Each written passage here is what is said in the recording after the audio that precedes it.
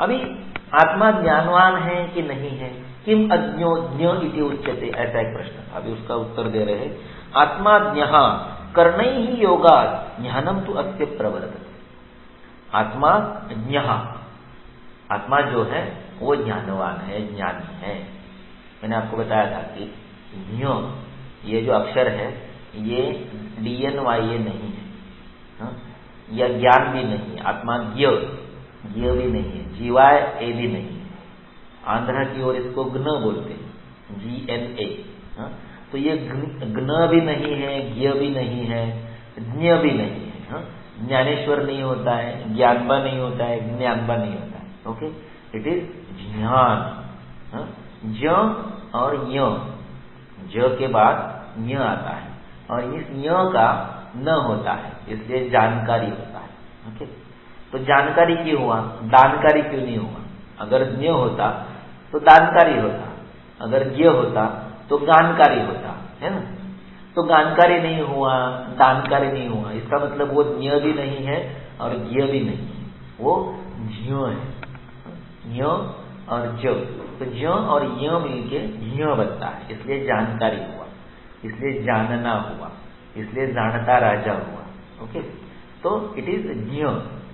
उसका उच्चारण मुझे मेरे गुरुजी अनिल पालसे ने सिखाने की कोशिश की थी, लेकिन मैं उतना उसको ग्रहण नहीं कर पाया, इसलिए मैं भी ज्ञ इसका उच्चार सुष्ठु रूप से नहीं कर पाता। हाँ, दूसरा एक शब्द है क्ष, क और श होता है, क और श नहीं होता है, और क्ष तो बिल्कुल नहीं होता है।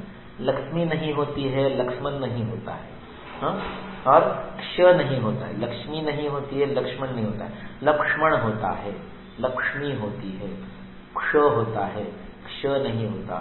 क और शहाम रूप का श नहीं होता, क और श, षटकोण का श होता है, षटपल का श होता है, षड्रस का श होता है। इट इज श। श कहते समय एक छोटी सी सीटी निकल जाती है, श। और श कहते समय, शरीर का श कहते समय सीटी नहीं निकलती। शरीर का श जो है वो तालव्य है, इचु यशानाम तालु। और षटकोण, षटपल, षड्रस, क्ष, क्षमा, शांति, क्षमाम्बु, ये जो क्ष है ये श है, क और श है। कभी गूगल में डाल के देखिए, क और श डाल के देखिए, अपने आप क्ष बन जाएगा। ज और य डाल के देखिए, अपने आप य बन जाएगा। गूगल को पता है, हमें पता नहीं। अस्तु, दैट इज वाक्। हाँ, आत्मा यहाँ, अच्छा आत्मा ये क्या है, ज्ञानवान है, किंतु अगर उसके साथ करण नहीं है तो उसको ज्ञान नहीं होगा। अगर करण है तो ही उसको ज्ञान होगा। आप वैद्य है, आप डॉक्टर है, आप प्रवास कर रहे हैं, कोई वहां पर चक्कर आके गिर गया, आपने देखा, लेकिन आपके पास औषध नहीं है, आपके पास चेक करने के लिए कोई इंस्ट्रूमेंट नहीं, तो आप डॉक्टर होके वैद्य होके कुछ उपयोग नहीं। अगर आप उस समय कुछ करण जुटा पाते हो उसके परीक्षण के लिए और उसके रिवाइवल के लिए, तो उस समय करण योग के कारण आप वैद्य हो, आप डॉक्टर हो। आत्मा यहाँ करण ही योगा, करण का मतलब होता है साधन, तो इसके साधन क्या है, ज्ञानेन्द्रिय। तो ज्ञानेन्द्रियों के कारण, करणों के कारण ज्ञानम तो अस्य प्रवर्तते, इसको ज्ञान की प्राप्ति होती है। अगर करण नहीं है तो अकेला आत्मा, केवल आत्मा ज्ञान को प्राप्त नहीं कर सकता, ज्ञानवान होने के बावजूद वो ज्ञान को प्राप्त नहीं कर सकता अगर उसके साथ में ज्ञानेन्द्रिय नहीं है तो। अस्तु, तो आत्मा यहाँ, यस आत्मा इज ज्ञानवान, बट गिवन कंडीशन इज उसके साथ करण होना आवश्यक है। करणानाम अवैमल्या अयोगवा अयोगादवा ज्ञानम न वर्तते। अगर करण जो है वो अविमल है, विमल मल रहित, अविमल मल सहित, दो नकारों का एक सकार होता है, two negative make one affirmative, है ना? दो नकार आ गए ना, अवैमल्य, मल मलयुक्तता, विमल मलहीनता, अविमल फिर से मल सहितता, अ और वी दोनों नकार है, तो दो नकारों का सकार हो गया, यानी समल हो गया। तो करण अगर मलयुक्त है तो या अयोगात, और करण है ही नहीं, कनेक्शन ही नहीं है कर्णों से, तो भी ज्ञानम तो अस्य न प्रवर्तते। आपके पास औषध है लेकिन वो वीर्यवान नहीं है, या आपके पास औषध है वो उचित मात्रा में नहीं, तो क्या करेंगे? तो कुछ नहीं कर सकते। तो कर्ण वैमल्य हो गया। वो कर्ण कैसे चाहिए? मल रहित चाहिए। अगर मल सहित है तो ज्ञान का प्रवर्तन नहीं होगा। तो इंद्रियों की शुद्धि ये भी आवश्यक है। इंद्रिय अधिष्ठानों की शुद्धि ऐसा मतलब नहीं है। इंद्रियों की शुद्धि, इंद्रिय अलग है, इंद्रिय अधिष्ठान अलग है।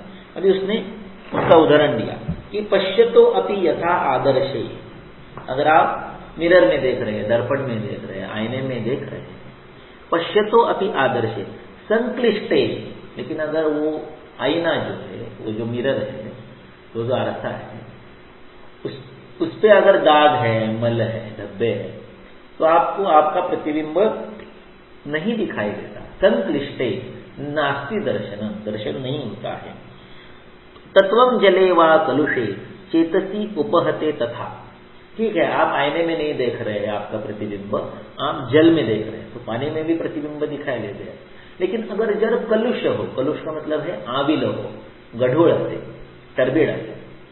अगर वाटर इज टर्बिड, अगर जल आविल है, दलदल से युक्त है, तो आपको वहां पर आपका प्रतिबिंब नहीं दिखाई देता है। तो जले कलुषे संक्लिष्टे आदर्शे पश्यतो अपि दर्शनम न विद्यते।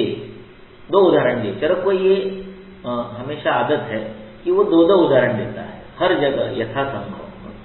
तो यहाँ पर दो उदाहरण है कि अगर आप जल में आपका प्रतिबिंब देखने जा रहे हैं या आदर्श आईना मिरर में देखने जा रहे हैं, किंतु अगर वो जल कलुष है, आविल है, गढ़ूल है, टर्बिड है, तो आपको प्रतिबिंब नहीं दिखाई देगा। वैसे अगर आईना, मिरर, आरसा, दर्पण ये मलयुक्त है, उस पर दाग धब्बे है, तो भी आपको आपका प्रतिबिंब नहीं दिखाई देगा। वैसे ही चेतसी उपहते तथा तत्वम न दृश्यते। तत्व का ज्ञान नहीं होता है अगर चेतसी यानी मन पर, आत्मा पर, इंद्रियों पर अगर उपहत उसमें कोई दोष है, तो आपको तत्व दर्शन नहीं होता है। तो तत्वज्ञान को पढ़ना ये अलग बात है, और तत्वज्ञान आपकी जिंदगी में उतरना, तत्वज्ञान का आचरण होना, ये अलग है। तो एक बार आदि शंकराचार्य वाराणसी के गलियों से जा रहे हैं और सामने से एक मस्त हाथी जो बहुत क्रोधित था वो उनकी ओर दौड़ के आने लगा, और बहुत ही नैरो वो सारा रास्ता था। तो डर के मारे भागने लगे आदि शंकराचार्य। कथा है, ये आख्यायिका है, उस स्थिति में ऐसा हुआ होगा कि नहीं पता नहीं, लेकिन एक तत्व बताने के लिए ऐसे एक आख्यायिका बताई जाती है कि आदि शंकराचार्य ने वेदांत का प्रणयन किया, और उनका जो प्रसिद्ध वाक्य है कि ब्रह्मम सत्यम जगन मिथ्या, ब्रह्म ही सत्य है, सारा जग जो है वो मिथ्या है। इसे विवर्तवाद कहा जाता है। विवर्त यानी लहरें, वेव।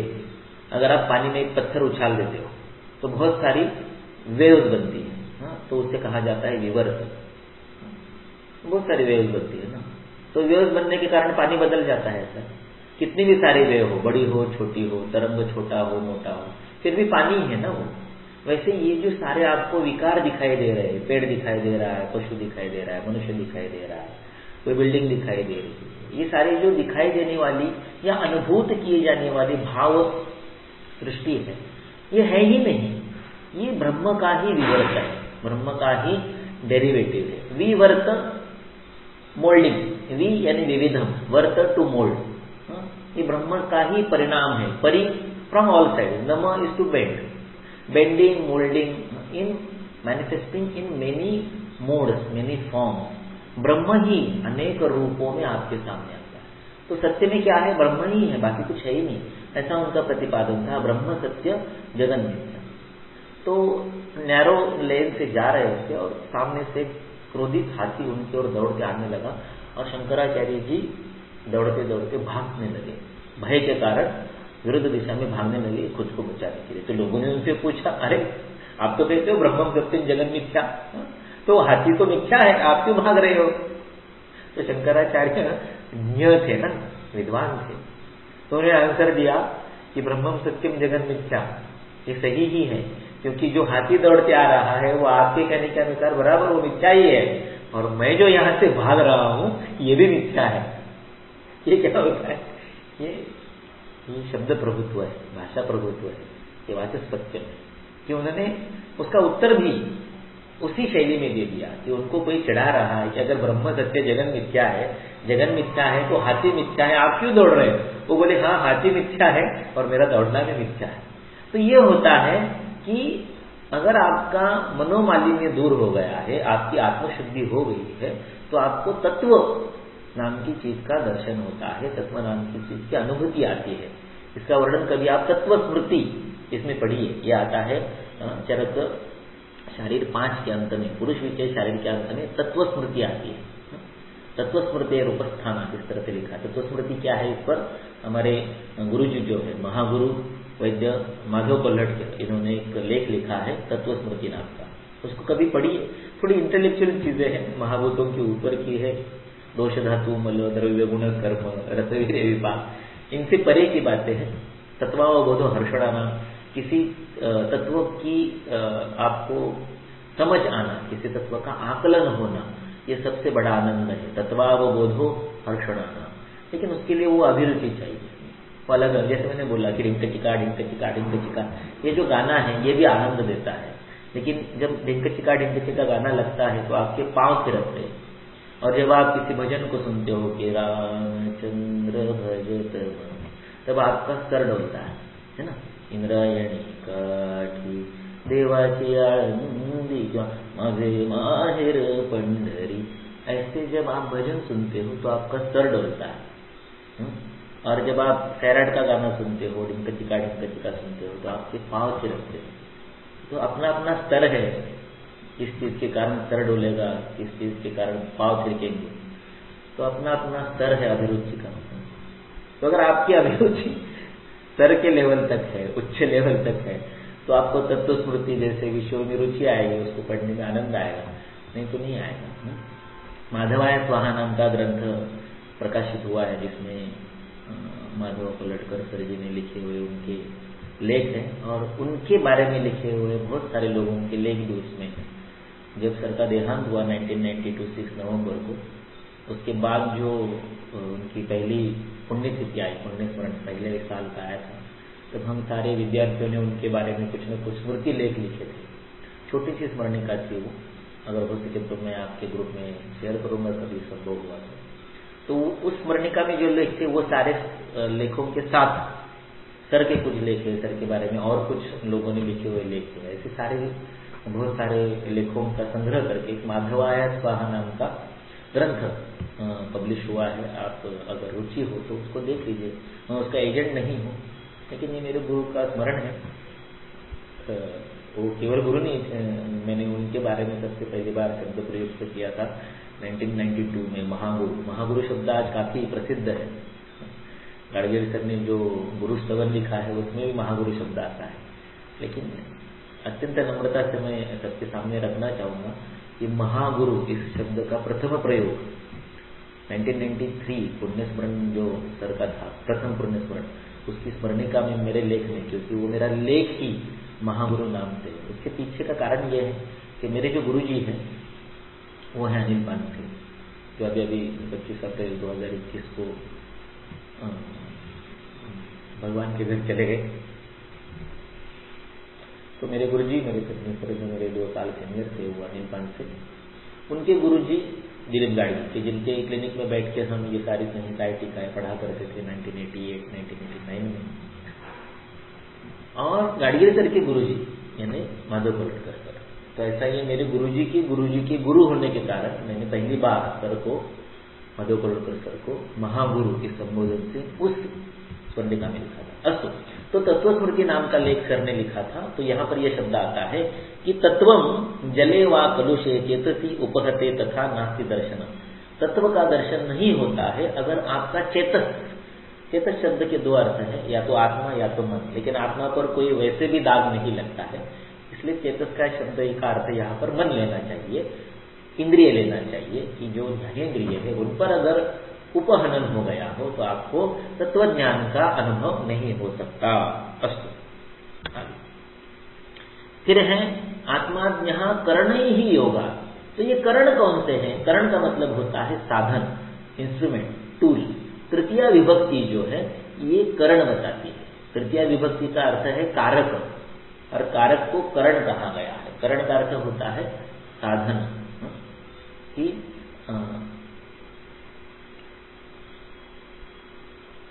जो बाय वर्ड है, by, Ram killed Ravan by arrow. तो बाय जो है ये साधन बताता है। रामाने रावणाला बाणाने मारले। कशाने मारले? बाणाने। साधन जो है वो तृतीया विभक्ति में होता है। वैद्यः भेषजेन चिकित्सा करोति। भेषजेन, भेषजेन ये तृतीया है। तो तृतीया हमेशा साधन बताती है। इसलिए आत्माज्ञ कर्ण ही योगा, कर्णों के योग से ज्ञानम तो अस्य प्रवर्तते, जैसे पिछले श्लोक में था। अभी वो कर्ण क्या है वो बताने के लिए ये श्लोक आ रहा है। कर्णानि मनोबुद्धि बुद्धि कर्मेंद्रियाणि च। तो कर्ण के दो प्रकार है, कर्म करने के कर्ण और ज्ञान प्राप्ति के कर्ण। तो ज्ञान प्राप्ति के कर्ण क्या है? बुद्धिन्द्रिय और मन।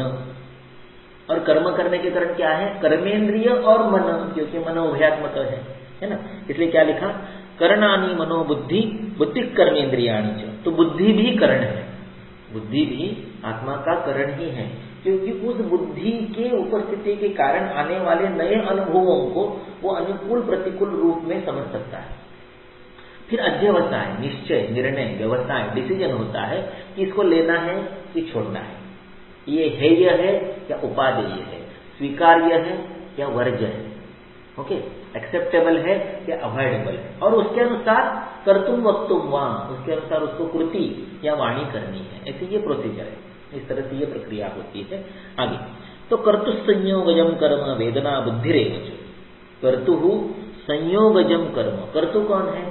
आत्मा, पुरुष, चैतन्यमय घटक, चेतना धातु। उसके कर्णों के साथ संयोग से या तो कर्म होता है या वेदना यानी ज्ञान होता है या बुद्धि निर्माण होती है। ओके, ज्ञान होता है, उस पर मन के द्वारा विकल्पन होता है, और तज्जन्य जो भाव है, जो गुण है, उसे हम बुद्धि कहते हैं। तो आत्मा, इंद्रिय और मन, इनके द्वारा जो ज्ञान ग्रहण होता है, उसके जो निर्णय होता है, अध्यवसाय होता है, व्यवसाय होता है, निश्चय होता है, डिसीजन होता है, दृढ़ीकरण होता है, उसे बुद्धि कहा जाता है। तो कर्तुहु ये षष्ठी है।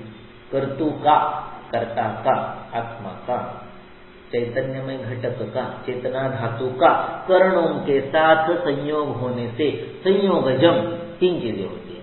या तो बुद्धि निर्माण होती है, या वेदना समझ में आती है, ज्ञान समझ में आता है, या कुछ कर्म किया जाता है। अगर कर्मेंद्रियों से संयोग हुआ तो कर्म होता है, या तो आप कुछ बोलते हो या कुछ करते हो।